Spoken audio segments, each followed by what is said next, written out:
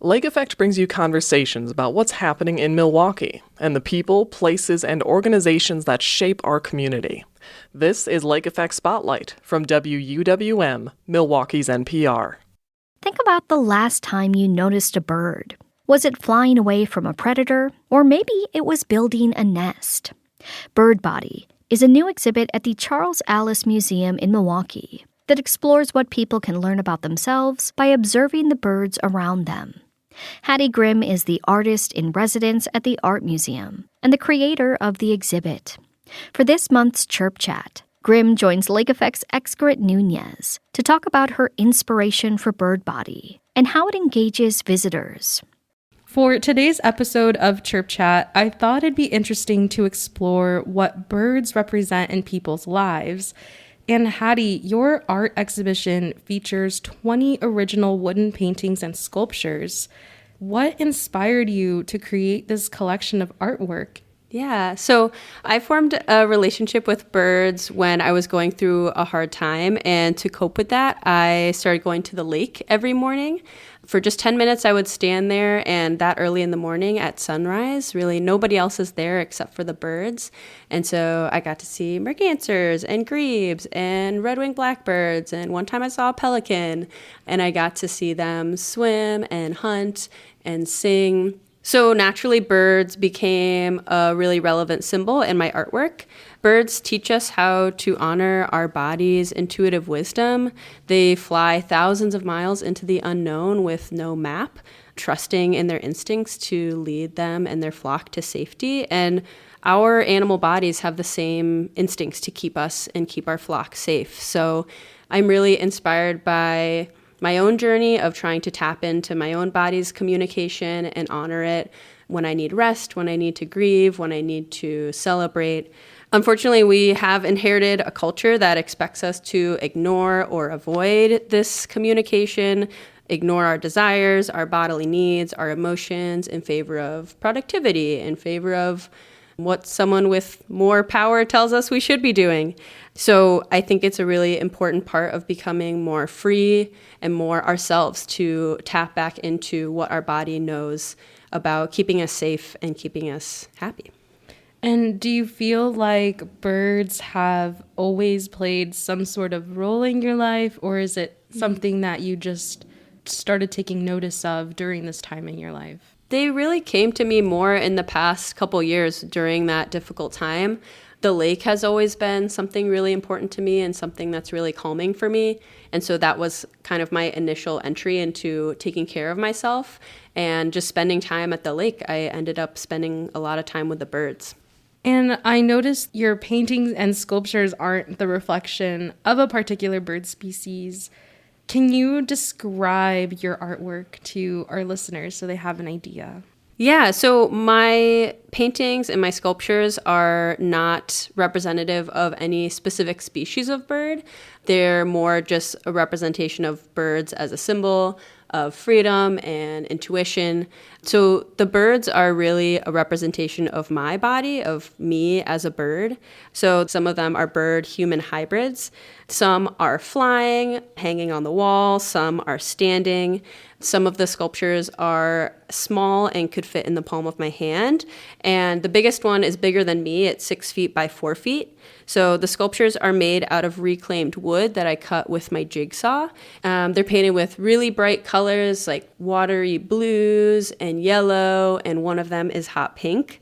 And inside of the bird and human bodies are swirls and waves and squiggles and words and pictures to represent the communication that I want to honor, that I feel in my body.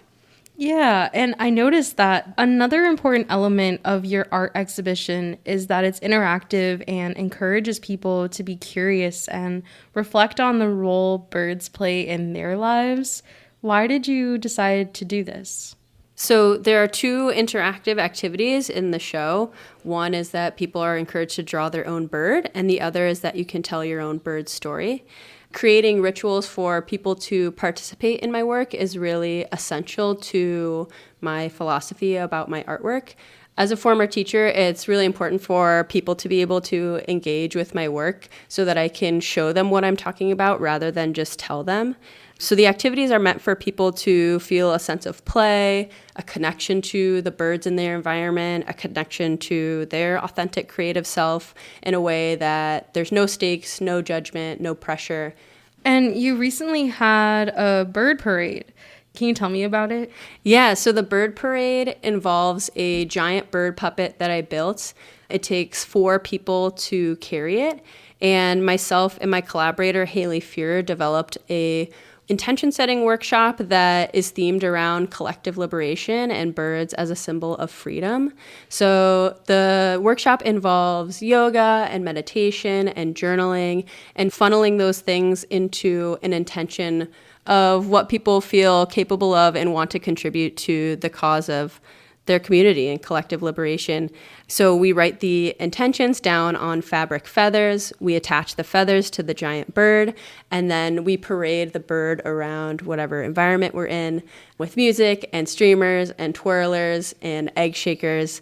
And it's a really beautiful celebration to feel connected to one another, connected to the natural world, connected to ourselves.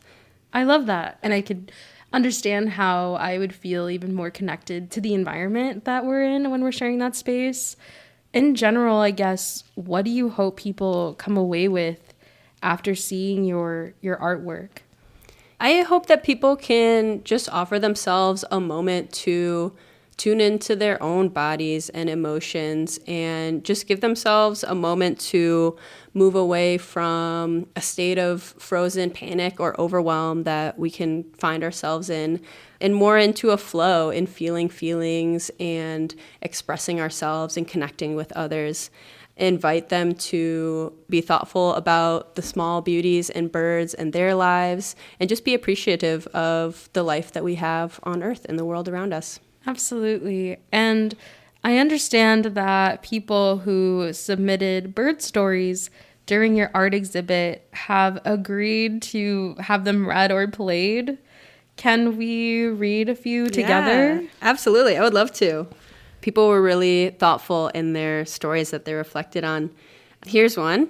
It says, "The birds in this Amazon rainforest are majestic. Visiting made me want to know more about birds. As I grow older, I begin to understand the intrigue of them." Oh, wow. That's really sweet. Okay, so here's another bird memory someone shared. Getting to see the resplendent quetzal in Guatemala alongside new friends. It was stunning and awe-inspiring. Beautiful. Yeah, that's so sweet. That's a great one. Let's see. This is a really sweet one. It says, "I never got to meet my mom's dad, at least not a time where I could remember. Anytime we ever saw a cardinal, my mom would tell me that it was her dad checking in on us." Another one that's really cute is, "My dad's favorite bird is the chickadee. I always think of him when I see them or hear their call, chickadee-dee-dee. I love the springtime for the birds," or "I love birds for the spring?" ? Oh, it's sweet how many of these bird stories involve family members or loved ones, that the natural world connects us also to our loved ones in the human world. Yeah, like even if they're not there or present. Yeah. Another one that stood out to me was, "My grandparents' cottage in Michigan sits on a small lake where blue herons always frequent. Whenever I see a blue heron, I'm reminded of all my childhood memories of my family going to our little lake house together. The herons were always silent observers of us and everyone on the lake. It was as if they stood still and watched us for hours." That's a beautiful one. Well, I really enjoyed reading a few bird memories with you. Thank you so much for sharing that with me. Before we wrap up, at the end of every Chirp Chat, I love for guests to shine a spotlight on a bird for the month. So Hattie, I'm wondering, what's a bird you'd like to highlight this month? Well, I know that we have this bird in common, but I want to highlight mourning doves this month. Mourning doves are a type of dove. They're grayish brown, and they like to hang out up high on power lines or up in trees, but I've also seen them walking around the ground in my alley. But I picked them because I find their cooing to be really comforting, how slow and low it is. It almost feels like a sound that I can make, that I can relate to. But I've been especially noticing them lately since my beloved dog Teddy passed away. And spending time around a mourning dove feels kind of like spending time with him, just sitting and watching and appreciating the day, having nowhere to be, not rushed, just sitting up on the wire, enjoying the sunshine. Oh my God, Hattie made me cry. Oh, me too. So sweet. I know. Yeah, mourning doves are special. Hattie, thank you so much for speaking with me today. I really enjoyed learning more about your artwork and reflecting on what birds can teach us. This was really fun. Thank you so much, Xcred. I had a lovely time, and yeah, I love birds. Hattie Grimm is the artist in residence at the Charles Allis Art Museum. She spoke with Lake Effect's Xcred Nunez about her exhibit, Bird Body, for a monthly series we call Chirp Chat. You can visit Grimm's exhibit at the Charles Allis Art Museum through September 25th. Now we'll hear an audio collage of people sharing their bird memories, which they recorded at Grimm's exhibit. My favorite bird memory is the fact that my uncle, who passed away in February 2025, appears to us every morning as a cardinal. So when I sit out on my front porch with my morning coffee, every day without fail, he comes down to our bird feeder, says hello, and watches over us.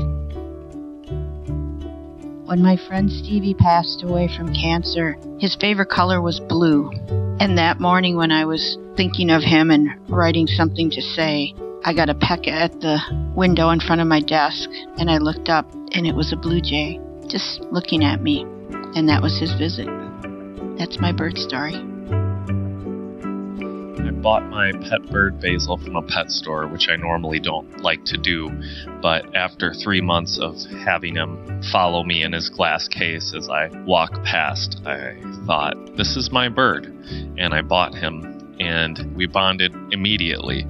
And we had struggles when he had prepubescent hormones kicking in. We got into a fight, and it left me with 21 bloody wounds at the end of the week after trying to rebond with him and retrain him. It worked, though, and now we have just the best relationship. He's just my little buddy. He's my little dinosaur. He's my little dancing partner.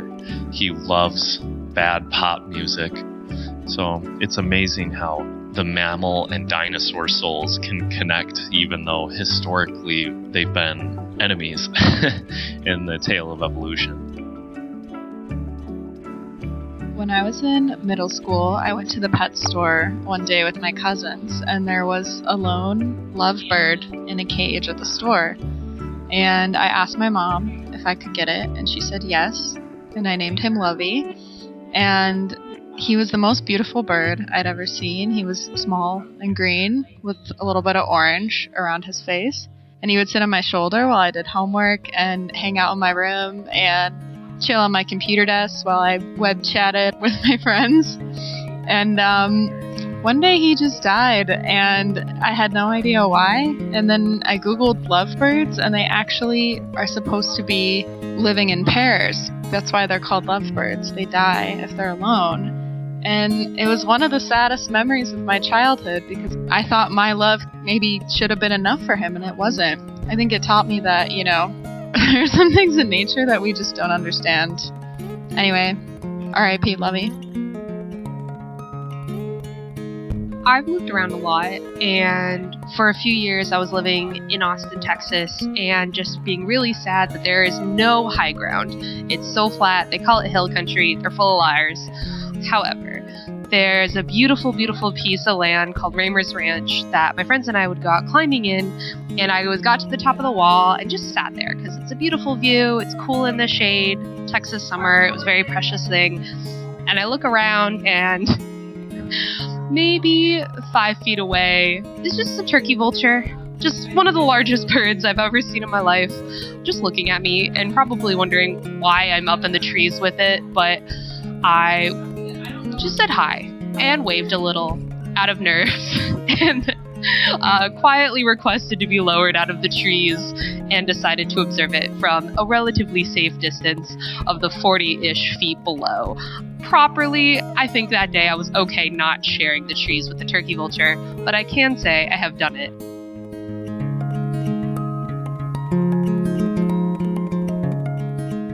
Those were voice recordings from people who visited Hattie Grimm's exhibit called Bird Body, now on display at the Charles Allis Museum. You can listen to more episodes of Chirp Chat at WUWM.com or wherever you get your podcasts. And that wraps up today's show. Thank you so much for being here with us. I'm Joy Powers. If you missed any of Lake Effect this week, you can find all of our conversations at WUWM.com. If you'd like to take the show on the go, you can download the Lake Effect podcast wherever you get your podcasts. Tomorrow on Lake Effect, we'll speak with a local animal attorney about what animal law entails and the types of cases he takes on. Plus, comedian Matt Walsh will talk about the art of improv ahead of his performance with Bluebird Improv in Milwaukee.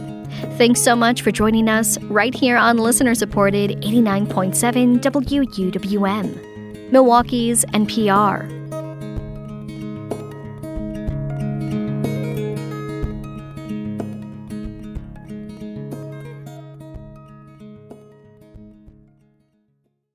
You can find more interviews like this one by visiting WUWM.com/Lake Effect. And while you're there, subscribe to the Lake Effect Spotlight podcast.